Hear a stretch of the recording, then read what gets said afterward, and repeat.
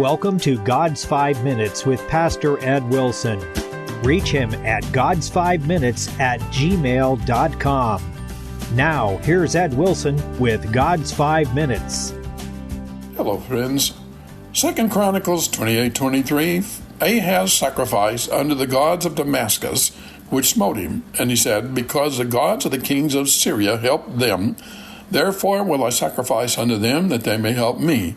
But they were the ruin of him and of all Israel. Ahaz was 20 when he came to the throne. From the beginning he threw himself into the arms of the heathens. In a short reign of 16 years, he stamped out the worship of God and nearly ruined the kingdom. This was not because he had no guides. The greatest of the prophets stood beside him. Isaiah gave warnings which might have made the most reckless pause, and promises which might have kindled hope and courage in the bosom of despair. Hosea in the northern kingdom, Micah in Judah, and other less brilliant names were amongst the stars which shone even in that dark night. But their light was all in vain. The foolish, headstrong lad, like many another, thought to show his breadth and his spirit by neglecting his father's counselors and abandoning his father's faith. He was ready to worship anything that called itself a god, always excepting Jehovah. He welcomed Baal, Moloch, Rimmon, and many more with an indiscriminate eagerness that would have been ridiculous if it had not been tragical. The more he multiplied his gods, the more he multiplied his sorrows. And the more he multiplied his sorrows, the more he multiplied his gods. From all sides the invaders came.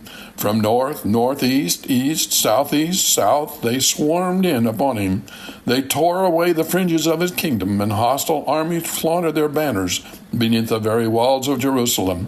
And then, in his despair, he inflicted a deadly wound on himself by calling in the fatal help of Assyria.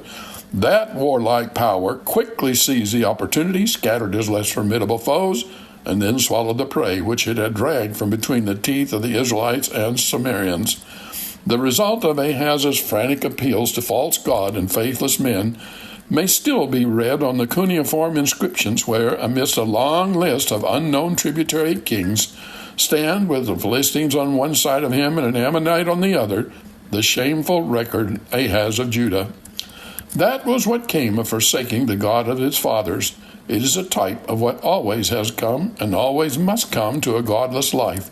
It is a solemn example of the crowd of vain helpers the soul must take when he turns his back upon God. In every open space in Jerusalem, he planted a new altar with a new kind of worship. In the temple, he brushed aside the altar that Solomon had made and put up a new one, copied from one which he had seen in Damascus.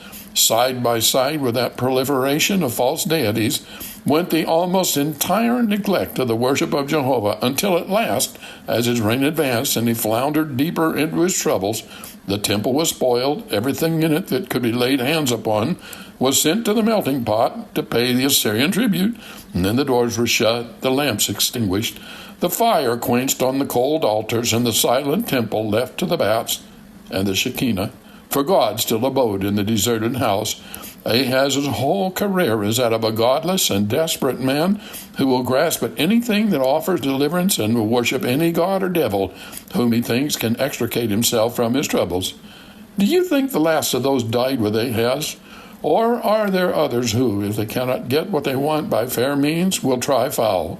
Alas, there are too many in today's world, from cultured elites to ignorant janitors who have searched round through the scraps and pieces of religious beliefs that have been Satan's tools of deception, a little bit of Buddha, some Native American superstitions, secular humanism, Darwin's foolish theories, even the mummeries of the Wiccans and warlocks, dreams and fragmentary philosophies all pieced together to try to make a whole, instead of turning back to the blessed old Bible. In this world, the only eternal, unchanging thing is religion, and the only true religion is based on, Thus saith the word of the Lord. Ahaz had to suffer for his folly. Don't join him. You have been listening to God's 5 Minutes with Pastor Ed Wilson. Reach him by email at godsfive minutes@gmail.com. Tune in next time to hear more encouraging thoughts from God's Word on God's 5 Minutes with Pastor Ed Wilson.